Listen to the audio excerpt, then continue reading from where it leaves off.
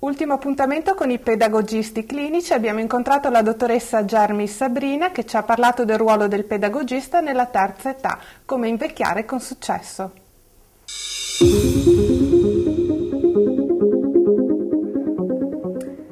Buonasera, ben ritrovati alla rubrica dedicata all'approfondimento sulla professione del pedagogista clinico. Abbiamo affrontato in passato tutte quelle che sono le varie fasi evolutive di una persona e in che modo il pedagogista clinico interviene a favore dello sviluppo delle potenzialità di ogni persona.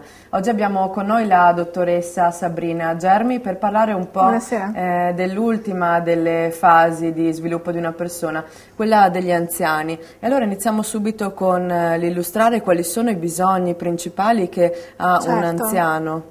La condizione anziana è accompagnata da una sorta di involuzione dal punto di vista fisico e cognitivo, con il calo dell'attenzione, della memoria e anche dei cambiamenti che riguardano la sfera psichica, con la difficoltà ad adattarsi ai cambiamenti.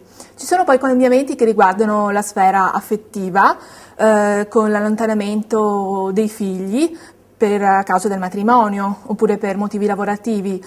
E anche vi può essere la morte del coniuge oppure di parenti, persone vicine alla persona anziana, che determinano nell'anziano un senso di paura, di insicurezza con la perdita di queste figure di riferimento. Con l'arrivo poi del pensionamento in molte situazioni abbiamo la crisi di identità. Il pensionamento magari desiderato, cercato, atteso durante la vita lavorativa per avere più tempo, più spazio per la famiglia, per gli interessi, gli hobby. Quando effettivamente però arriva, spesso le persone si trovano ad essere impreparate a cambiare il proprio stile di vita, le proprie abitudini, e in alcune situazioni subentra un senso di inutilità, di emarginazione anche da quella che è la società prettamente produttiva. Ecco che di fronte a questa valigia di emozioni che coinvolgono l'anziano, che sono molto forti, come la paura, l'insicurezza, anche forme di narcisismo, di regressione psicologica, c'è bisogno di ripristinare una serie di equilibri dal punto di vista sociale, affettivo e anche di aiutare l'anziano nel mantenimento della memoria e dell'attenzione, quindi aiutarlo dal punto di vista cognitivo.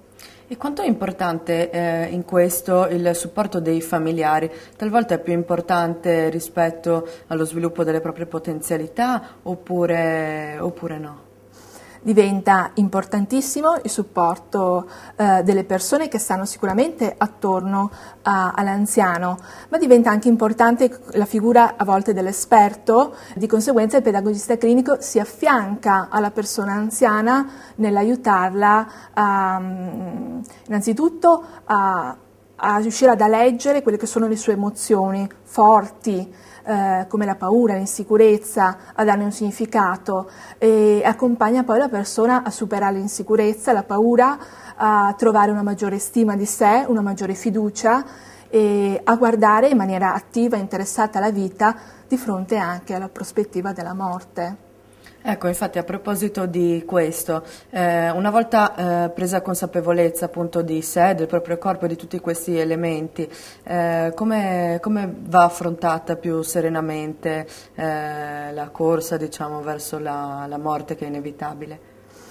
Va affrontata più serenamente perché l'anziano riesce di conseguenza, è più consapevole di quelle che sono le sue risorse, le sue potenzialità, e anche più consapevole di quelle che sono le risorse che stanno attorno a lui.